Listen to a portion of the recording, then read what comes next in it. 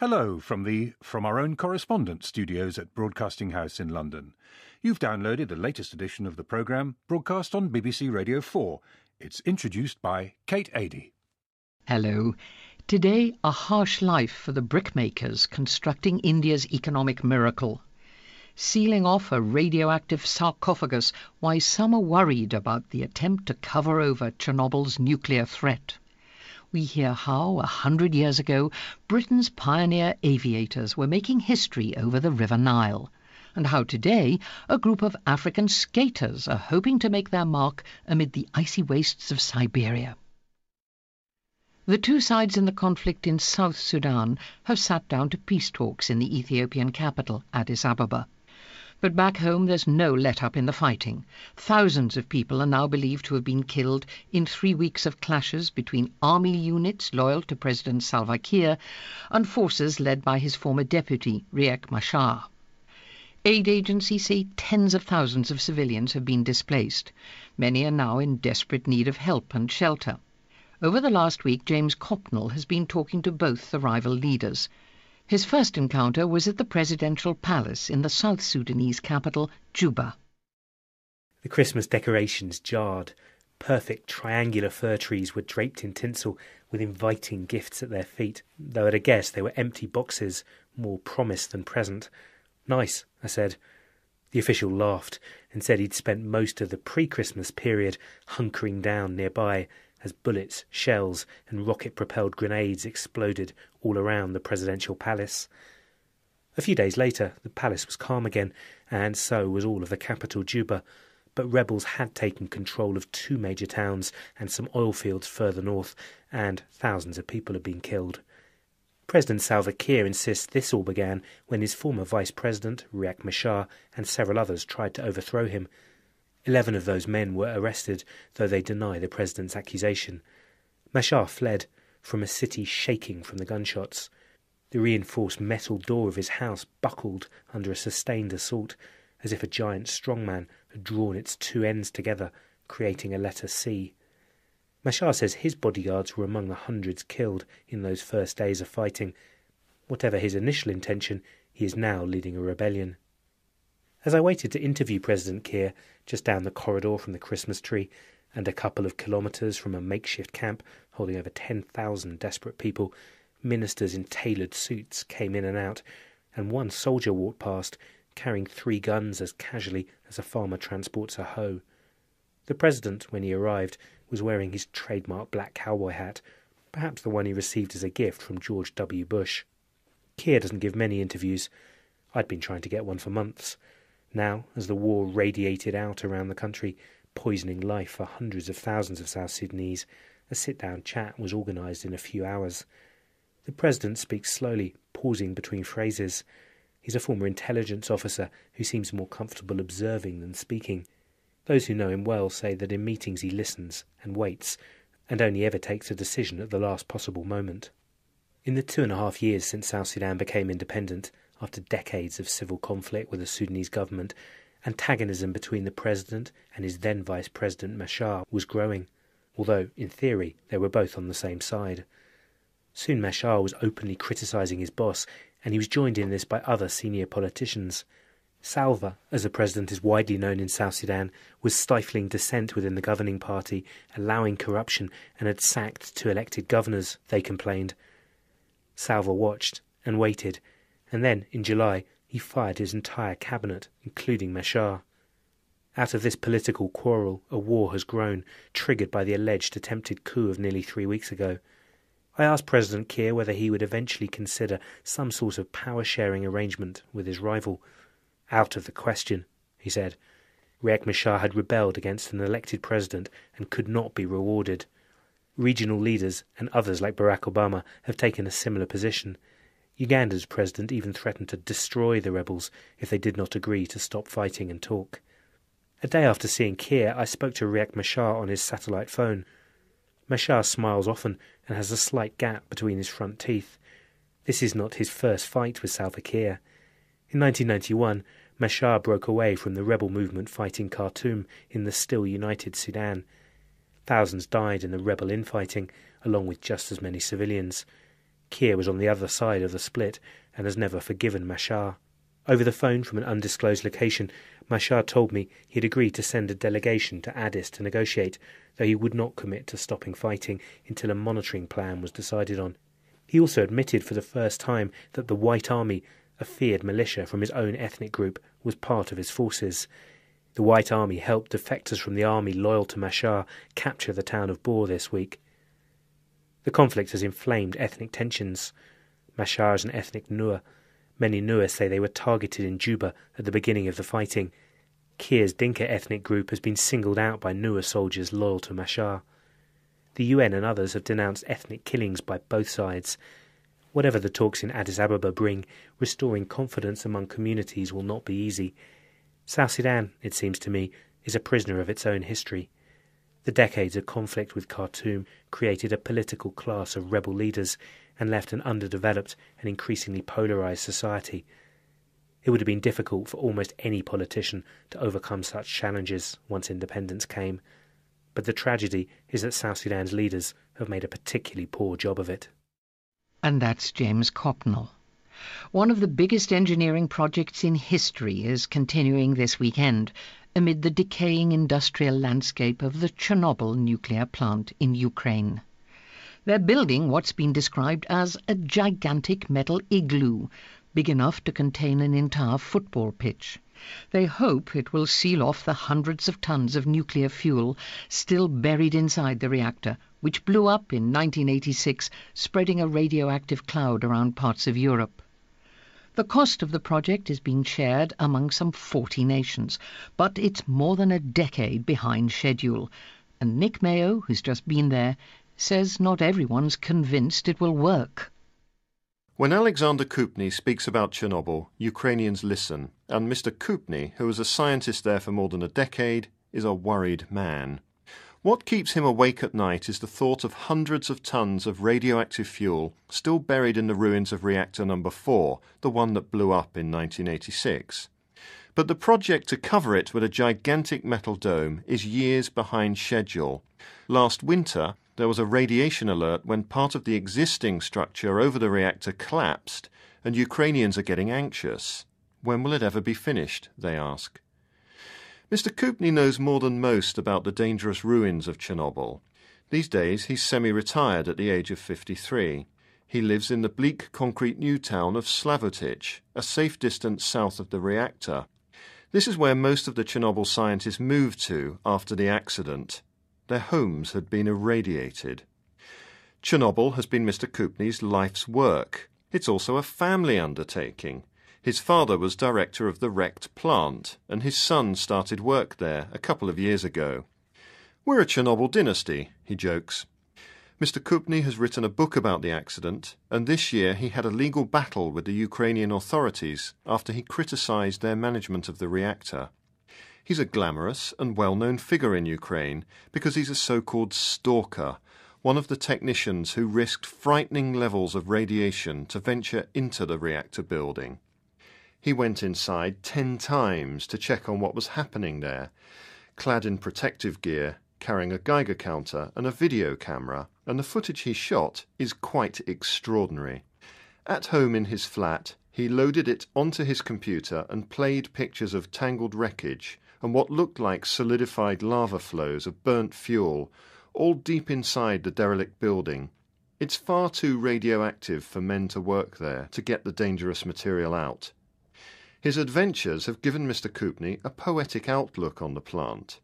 "To me, the reactor is almost a living thing, like a beast that's sleeping," he tells me, looking up from his computer screen with a grin. But the day of the Chernobyl stalker is coming to a close. Soon this nuclear mess will be sealed off by the Arch, the new metal dome. Half built, it now towers above the landscape at Chernobyl. The size of it is staggering. It's tall enough to contain the Statue of Liberty, and it will cost more than £1 billion. To hold it together, 680,000 metal bolts are needed. It must be assembled at a safe distance from the reactor's radiation. Then, when it's finished, its 29,000-ton weight will slide into place on specially built tracks.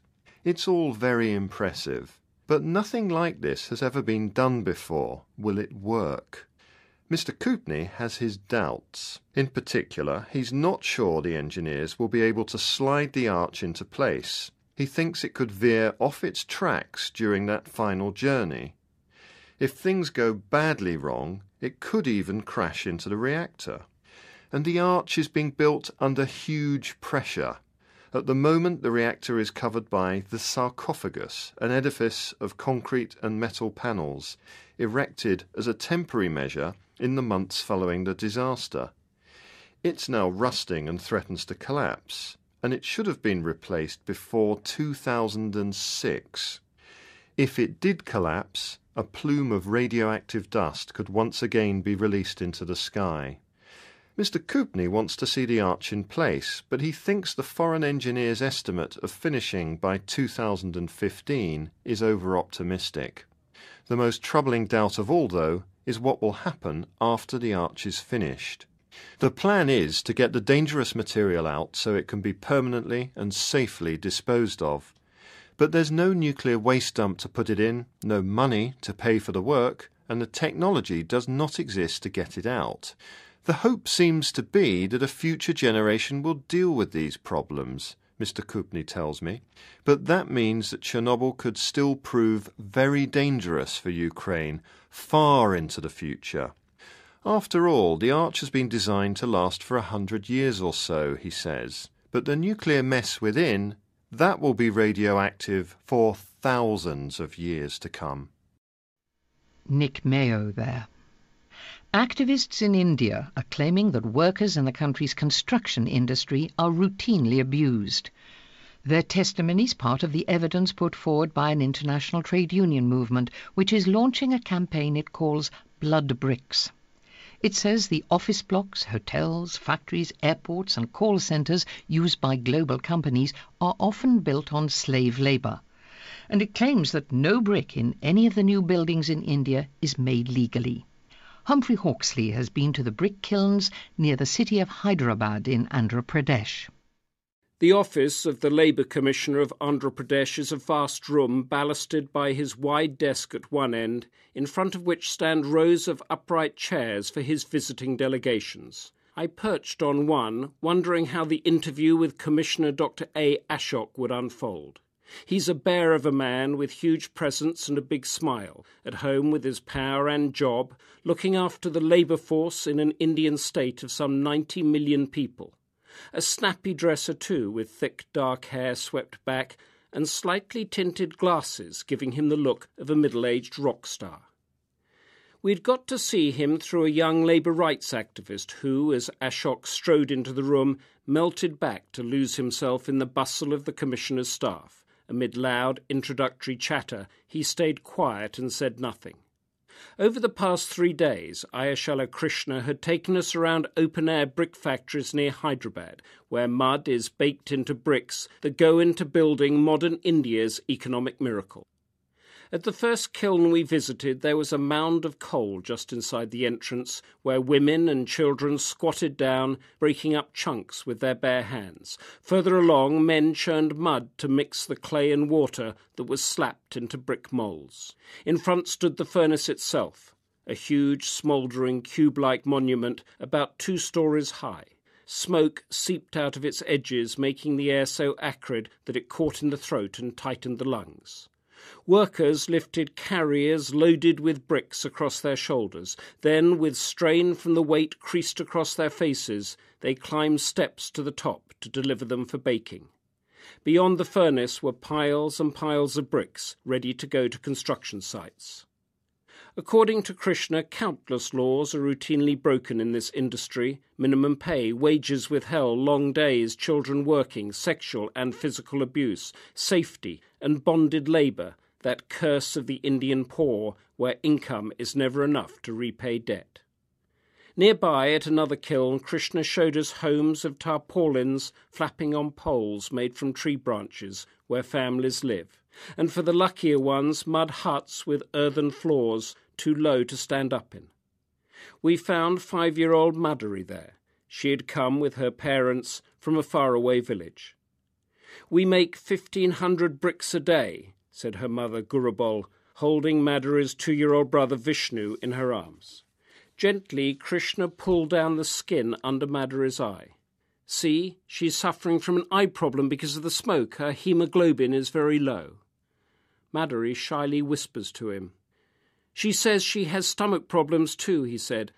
"That's probably because of the water."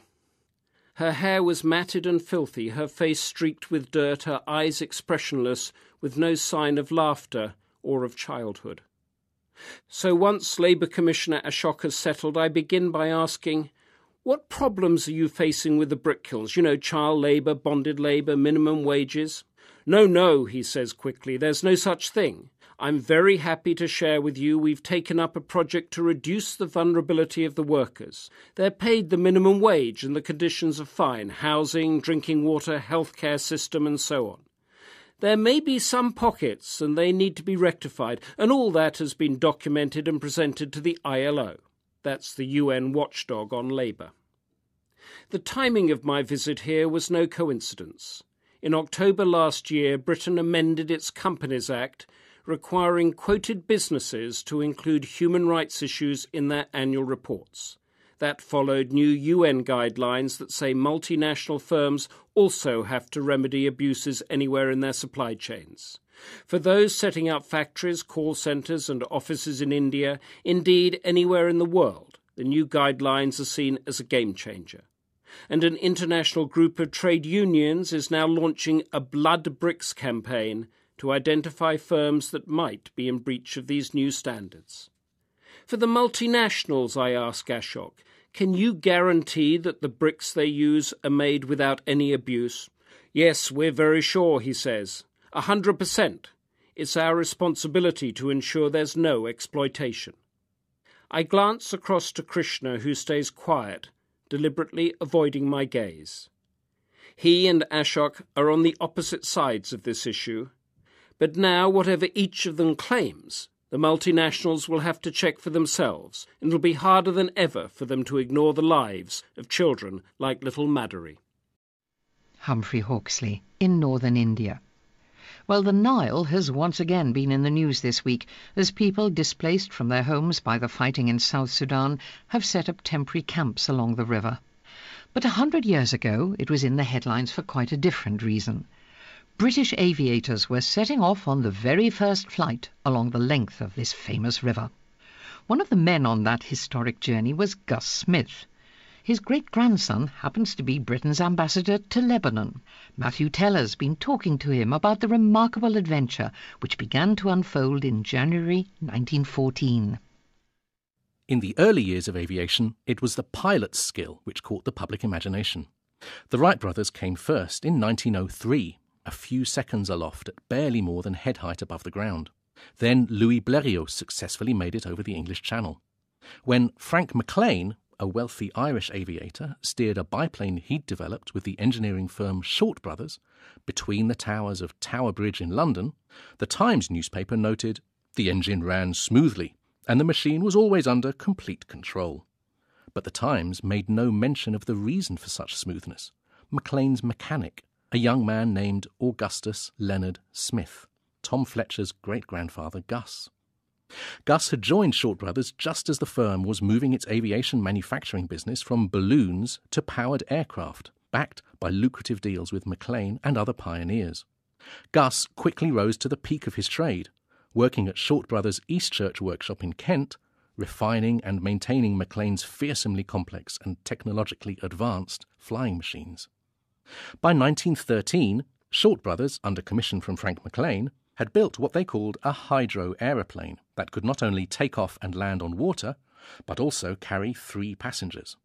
The French National Air League had just issued a challenge to test the viability of long-distance air travel by flying from Paris to Cairo. French aviators were racing each other that autumn across Central Europe. No doubt the Brits wanted to go one better. They decided to fly along the Nile to Khartoum. The last week of December 1913 saw McLean, another pioneer British aviator Alec Ogilvy, Horace Short and Gus Smith at the naval dockyard in Alexandria on Egypt's Mediterranean coast. They were receiving a consignment of crates newly arrived from Liverpool containing the disassembled hydro aeroplane. As flight mechanic, Gus would probably have rebuilt the aircraft himself, from its 20-metre wings to the French-designed 14-cylinder engine. Lives depended on him. On the 3rd of January 1914, with passengers and crew aboard, Maclean steered the extraordinarily flimsy machine of wood and wire into the skies over Alexandria. The Times again noted the pilot, but left his mechanic unnamed. With the plane's limited range, the journey formed a series of short hops. Petrol supplies had been left at points all along the route, but even so the team was plagued by engine trouble. 13 breakdowns, with extended delays waiting for delivery of spare parts, meant that their flight to Khartoum, perhaps 1,500 miles at an altitude of around 60 metres above the Nile, took almost 3 months. Adding insult to injury, they were overtaken by a French airman, Marc Pourpre. By flying a wheeled monoplane, Pourpre didn't have to follow the meandering course of the river. He made Khartoum in around 10 days. That said, there doesn't seem to have been any question of a race, and the Brits persevered, reaching Khartoum on the 22nd of March 1914, though the prospect of a 3-month return no doubt prompted the decision to dismantle the plane and ship it back to England. Both Maclean and Gus Smith flew with the Royal Naval Air Service in World War I. Maclean was knighted in 1926, and Gus's love of aircraft persisted. He worked as a flight instructor between the wars and died in 1942 at the age of only 58. A few days later, the family received a letter on the stationery of the Royal Aero Club. It read, "Though it is a long time since my days at Eastchurch and on the Nile, Gus was so much a part of those days and of the struggle to make machines fly that no recollection is complete without him, and it was in great part due to him that failure was avoided." The letter was signed F.K. Maclean.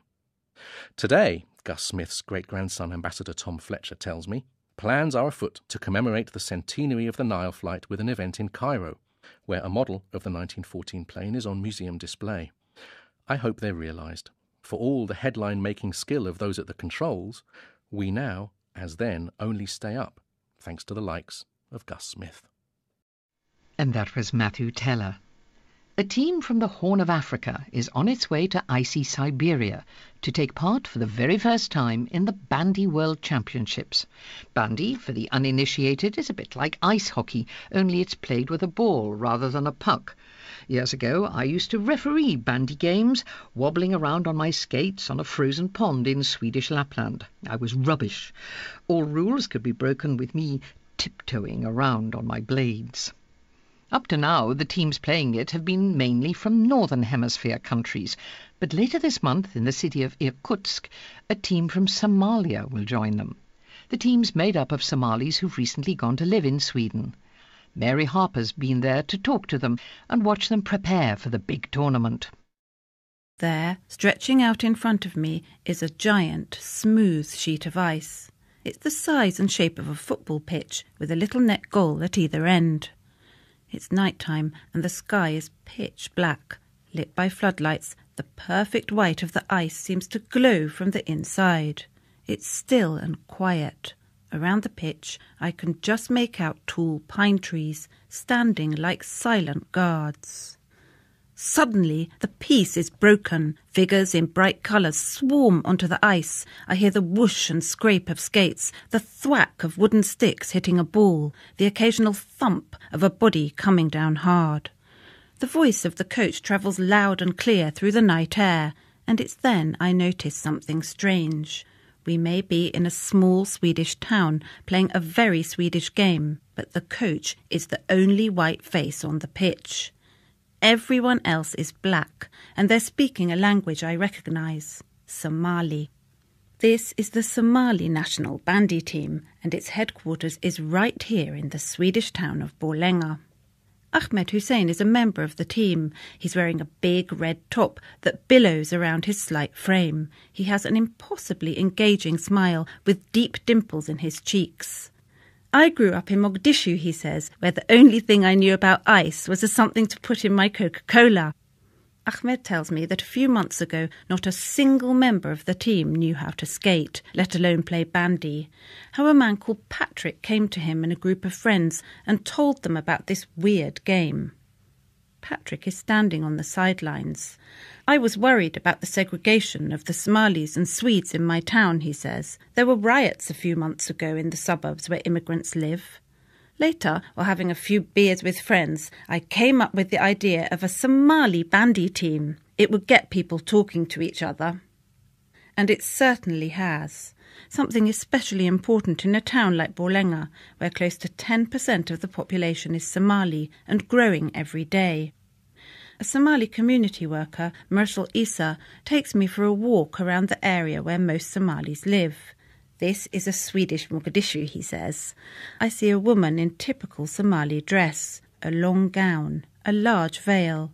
She's holding hands with her small children, a boy and a girl, bundled up warm in thick snowsuits, their big brown eyes peeking out from tightly tied hoods. "Aren't you freezing?" I ask. Shyly, she lifts up the bottom of her veil. Underneath is a big black coat. Even though it's so cold and so quiet, so utterly different from Somalia, not one of the Somalis I meet complains about life in Sweden. Many talk of the value of a Swedish education, and the young are ambitious. One wants to be an architect, another a stockbroker. This is very different from Britain, where Somalis often talk of police harassment, of how some of their boys choose crime over school. Of course, it's not perfect in Sweden, but there are lessons to be learned.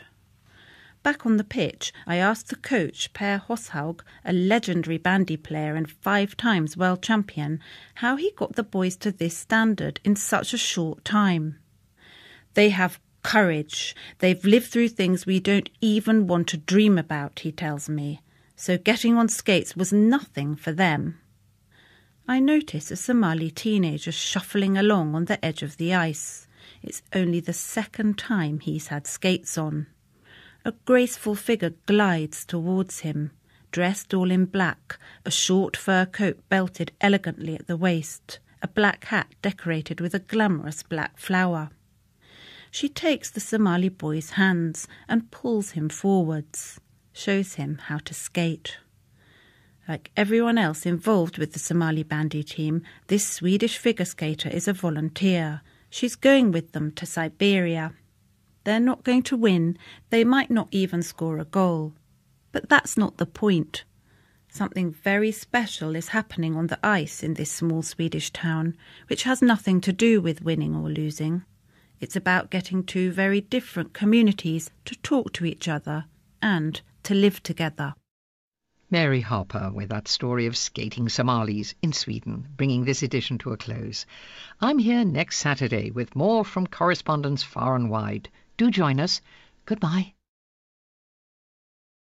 As bullets, shells and rocket-propelled grenades exploded all around the presidential palace. A few days later, the palace was calm again, and so was all of the capital, Juba. But rebels had taken control of 2 major towns and some oil fields further north, and thousands of people had been killed. President Salva Kiir insists this all began when his former vice president, Riek Machar, and several others tried to overthrow him. 11 of those men were arrested, though they deny the president's accusation. Machar fled from a city shaking from the gunshots. The reinforced metal door of his house buckled under a sustained assault, as if a giant strongman had drawn its 2 ends together, creating a letter C. Machar says his bodyguards were among the hundreds killed in those first days of fighting. Whatever his initial intention, he is now leading a rebellion. As I waited to interview President Kiir just down the corridor from the Christmas tree and a couple of kilometres from a makeshift camp holding over 10,000 desperate people, ministers in tailored suits came in and out, and one soldier walked past, carrying 3 guns as casually as a farmer transports a hoe. The president, when he arrived, was wearing his trademark black cowboy hat, perhaps the one he received as a gift from George W. Bush. Kiir doesn't give many interviews. I'd been trying to get one for months. Now, as the war radiated out around the country, poisoning life for hundreds of thousands of South Sudanese, a sit-down chat was organised in a few hours. The president speaks slowly, pausing between phrases. He's a former intelligence officer who seems more comfortable observing. No let-up in the fighting. Thousands of people are now believed to have been killed in 3 weeks of clashes between army units loyal to President Salva Kiir and forces led by his former deputy, Riek Machar. Aid agencies say tens of thousands of civilians have been displaced. Many are now in desperate need of help and shelter. Over the last week, James Copnell has been talking to both the rival leaders. His first encounter was at the presidential palace in the South Sudanese capital, Juba. The Christmas decorations jarred. Perfect triangular fir trees were draped in tinsel with inviting gifts at their feet, though at a guess they were empty boxes, more promise than present. "Nice," I said. The official laughed and said he'd spent most of the pre-Christmas period hunkering down nearby. Hello from our own correspondent studios at Broadcasting House in London. You've downloaded the latest edition of the programme broadcast on BBC Radio 4. It's introduced by Kate Adie. Hello. Today, a harsh life for the brickmakers constructing India's economic miracle. Sealing off a radioactive sarcophagus, why some are worried about the attempt to cover over Chernobyl's nuclear threat. We hear how, 100 years ago, Britain's pioneer aviators were making history over the River Nile, and how today a group of African skaters are hoping to make their mark amid the icy wastes of Siberia. The two sides in the conflict in South Sudan have sat down to peace talks in the Ethiopian capital, Addis Ababa. But back home there's observing than speaking. Those who know him well say that in meetings he listens and waits, and only ever takes a decision at the last possible moment. In the 2.5 years since South Sudan became independent, after decades of civil conflict with the Sudanese government, antagonism between the president and his then Vice President Machar was growing, although, in theory, they were both on the same side. Soon Machar was openly criticising his boss, and he was joined in this by other senior politicians. Salva, as the president is widely known in South Sudan, was stifling dissent within the governing party, allowing corruption, and had sacked 2 elected governors, they complained. Salva watched and waited, and then, in July, he fired his entire cabinet, including Machar. Out of this political quarrel, a war has grown, triggered by the alleged attempted